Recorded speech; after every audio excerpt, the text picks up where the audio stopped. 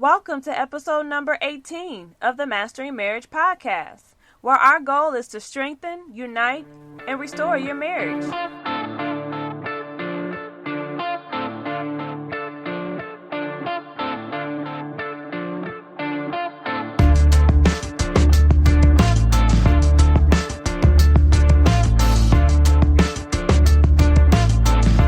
Hi everybody, my name is Amanda Taylor, and together with my husband David, we are the co-founders of MendOurMarriage.com. And our goal is to break the back of divorce by bringing married couples together to be accountable, keep the passion alive, and expose the hidden issues that try to rip marriages apart. And we are back in the booth today with another listener's question. Here again, of course, with me, Amanda Taylor, and my husband, my co-host, my boo, David Taylor. Yo. What's up, everybody? Welcome back to the Mastering Marriage podcast. Hey, everybody. This is episode number 18. What's up? We are growing. Yes, growing. we are. We have entered into the second month of the website, by the way. So Yes. For those who don't know, we're only a little over a month and a week old. Yes. That's huge. You know what I mean? And the reason why I say this is because of what I'm about to say next. We have made it up to number 12. Number Wow. 12 in the iTunes self-help section. Of That's all amazing. the podcasts out there, we are number 12, guys. That's awesome. Number 12. Like, we about to break the top 10 in a minute. Yes. You know, and then after top 10, the top 5. Then after the top 5, the Number top 1, 3. baby. Okay, well, number 1 then. Going right We're to going the right top. to the top. Well, and so I say that to say we appreciate all of the new ratings and reviews that we have received. We appreciate you guys giving us the support. Many of you know that this past Friday, we didn't put out an episode, but instead I put out a video tutorial on how to submit a rating and review for the podcast. And so hopefully that was helpful for those. Apparently it was, because we got a few more in, so we really appreciate that. And understand, it's not just for us to be seen. It's just the higher we are on that list, the more people will be exposed to us, and the more people we can help. Yes. So the more people we can help, and that's what we're all about, is The more marriages we changing can help. lives by changing marriages. That's right. Breaking the back of divorce. Snap, crackle, pop. And speaking of breaking in the back of divorce, this podcast is brought to you on behalf of MendOurMarriage.com. And if you go to the site, MendOurMarriage.com, you will find a plethora of resources and tools that we have designed specifically to help marriages survive. That's right. And we have a few surprises for you guys. We're going to be changing some of the membership things coming up, and we got 2 new membership features that we're going to be adding. 2 new membership packages, matter of fact, communities. Yes. And I think this is going to be something that is going to resonate with everybody. That's right. And so we're going to Something that's not out there. It's not out there at all. And so we're going to be rolling this out within the next couple of weeks. So Yes. keep your eyes peeled for that. Also, we have a book that's coming out by my wife. Yes. It's our very first book. Yes. Yes, and this is going to be off the hook, guys, so we just want to plug you with that real fast, but Stay it's coming tuned. soon. Stay tuned, because it's coming soon. Yeah, like I just rhymed. That was cute. Rapping. You sound like Ron Gibson. Oh, gosh. But anyway, we have a listener-submitted question that we're going to read off today, and then we're going to dive right in. So, Mandy, why don't you go ahead and read that question for us? All right, so this listener wrote in, my husband looks at other women, and he says he looks just to look. But it bothers me, and I feel like he may be more attracted to them than to me. I expressed that to him, and he basically tells me I'm overreacting. Am I overreacting? Should I drop it? What y'all think? Is she overreacting? You think she should drop? Now, before you come to a conclusion and give your honest opinion about it, I offer you the next maybe 15 minutes, no, maybe 10 minutes of your time to listen to what we have to say. That's right. Because we want, okay, so I'm going to say this. Our goal is not to help someone feel better. It's to save marriages. Exactly. And so we're going to challenge you today, listener, by giving you some advice, but it may sound non-traditional, okay? But trust me, it works. As a mental health therapist and one who specializes in working with couples and married couples, I use these tactics with my clients in sessions, and it works.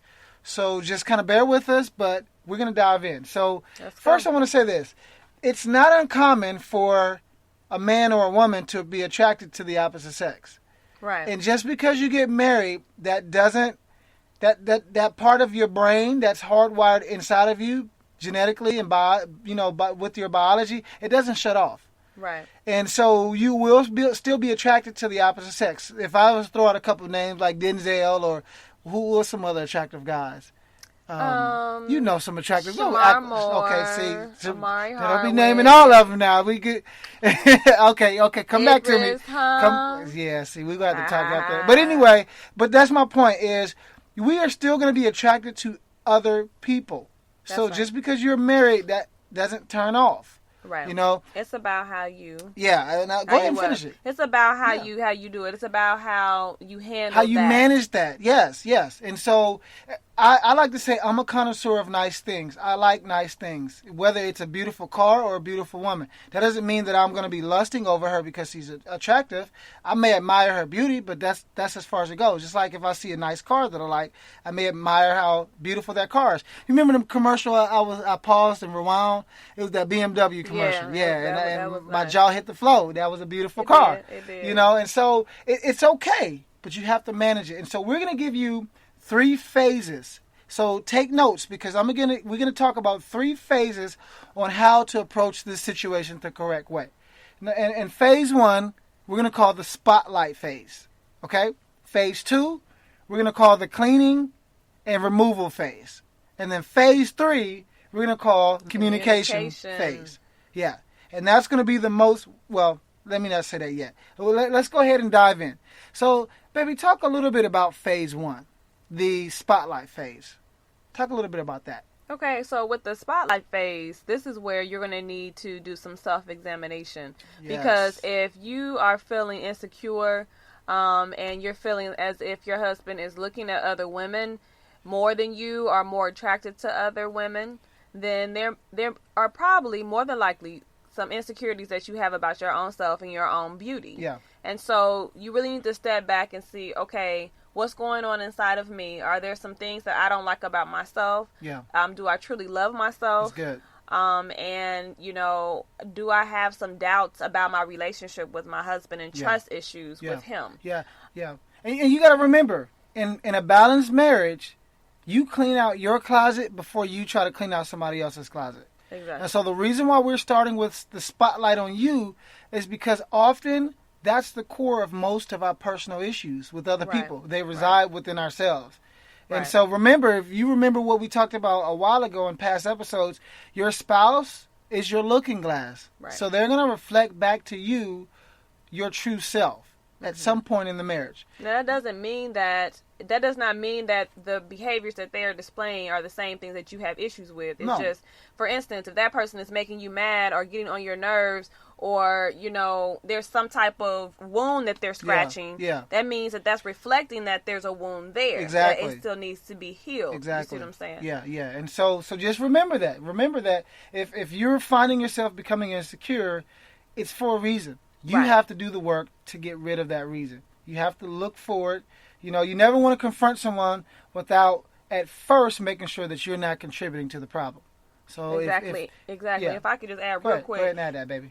In a marriage, though, if you find yourself saying that I only trust my spouse when I can see them, but when they're not around, I don't trust them, then that's an issue. Yeah, that's an issue. So that's an issue. definitely look into that. So phase 1 was all about spotlight. It's about doing that self-examination and looking at the core of yourself. Yes. Being honest. You have to be honest about who you are and how you believe.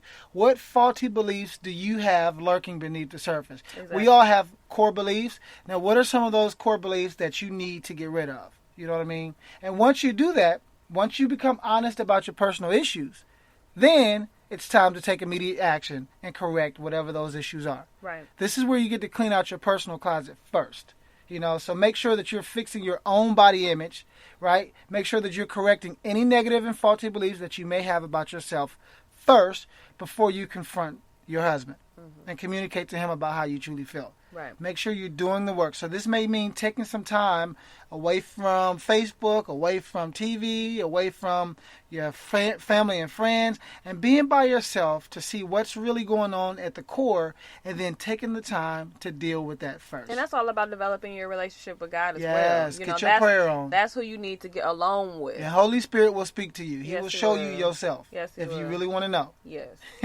Don't pray a prayer that you ain't willing to get, because you will get it. Yes. You know what I mean? But so after you do phase 2, which is the spotlight phase, which is the cleaning out the closet phase, phase 3 is all about the communication. Correct. And so talk a little bit about that, baby. Okay, so with communication, if you do it too soon, then your husband will will look at it as you're nagging and that you're overreacting, just like you stated in your question. And so you want to make sure that, again, you go through the first 2 phases and get those things out of the way so that you are not speaking through your insecurities and through lenses of hurt and past pain. Say that again. That was good. Make sure that you go through phase 1 and 2 and make sure that you're not speaking through your insecurities and through those lenses. Because if you skip those phases, often you're going to be speaking through your insecurities. Right. If you don't get rid of the insecurities, those will taint how you communicate. Exactly. Wow. And so it will be more so about you trying to protect yourself and your own insecurities and wounds, and instead of you protecting your marriage. That's deep, because you don't want to protect you at the risk of not protecting your marriage. Exactly. This is all about healing the marriage, mending the marriage. That's right. Not about making you feel good as a woman. As a matter of fact, and this is where I'm going to get on my soapbox. Can I get on my soapbox for a quick second? Just a second. You don't need your man, your husband, no other person to affirm how attractive you are. Exactly. You have to be convinced of your own sexiness. You have to be so confident in how you feel about yourself that it doesn't matter if he doesn't think you're attractive or not. And now, no, I'm talking about a wife and a husband. You want your husband to want you, just like I want my wife to want me. However, I don't require my wife to affirm my level of attraction for me to feel attractive. And if I could just interject, baby. If you've been told all of your life that you've been beautiful, and everyone has always affirmed that, it's not until that is not affirmed in you that you really realize that you actually need that and crave that, and you don't really believe it for yourself. That's good. So sometimes situations like this require you to get close to God and require you to really start to learn to love yourself. Go to the manufacturer. Without anybody else's approval. And that's how you can stand strong in these times. And you're going to need, the only approval you need is God. And He already calls you the apple of His eye. That's right. So you got to hold on to those words. And then this is what you do. So, okay, after you've cleaned out your closet, schedule a time with him for the 2 of you guys to meet one-on-one. So call this a family meeting, or even go out on a date night, but schedule a time where you're going to have intimate exposure to him. Right. Just one-on-one, no distractions, no interruptions, just you 2. It could be in public, it could be at home, but make sure you don't have any outside distractions. Right. And you want to use this time to divulge to him the process that you've gone through, right? The issues that you struggle with your insecurities, and how his behaviors impacted your perceptions of yourself. Right.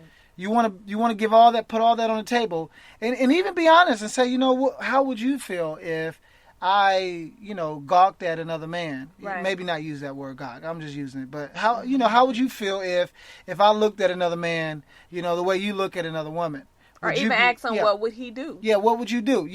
But you want to make sure you couch all of this through your own honesty about your struggles with your insecurities, because you don't want to make him responsible for you being insecure. That's so it's good for. I'm sorry. Go ahead. No, go ahead. No, that's so what he was saying was you already got responsibility. Me. You got me. So it's just really important that you start with talking about your own insecurities and why you have and why this affects you. And then go into the part where you're asking him, okay, so what would you do? So that way you both are included in the solution of the problem. Because you want to challenge your husband to guard his eyes for the sake of the marriage. Right. Not for the sake of your self-esteem, but guard his eyes for the sake of the marriage. And, you can even couch it, what about your daughter? If you guys have a daughter or will have a daughter, how would you want men to do that for her or vice versa? You want to make sure that you make him make an honest decision. But for the sake of the marriage, not for your self-esteem. So, okay, let's quickly rehash these steps. Step 1 was spotlight, right? Right. Step 2 was all about cleaning out the clutter and removing that baggage or whatever it is that's causing you to be insecure. Right. And step 3 was all about what? Communication. So communication. So you got those 3 steps. You do those 3 steps, it will work, okay? That's right. We want you to respond back to us. Now, email us, leave a message or on Facebook or something. Just let us know how this goes. Yeah. And not just you, but anybody else that this relates to, communicate with us. Let us know how it goes, okay? Right. But in any case, we're coming up on the 15 minutes. I hope that was useful for you. Keep on sending your questions, guys. Keep on sending your questions. Yes, we really appreciate it, and we want to help to save and restore one marriage at a time. And that's what the goal is. One question at a time. Yes. Actually, we it's going to be more than one because hopefully we got multiple people with the same issue. Of course. But we appreciate you guys. Yeah. We appreciate you guys. We thank you. And guys, we out. Till next time. All right, y'all. Deuces. Deuces.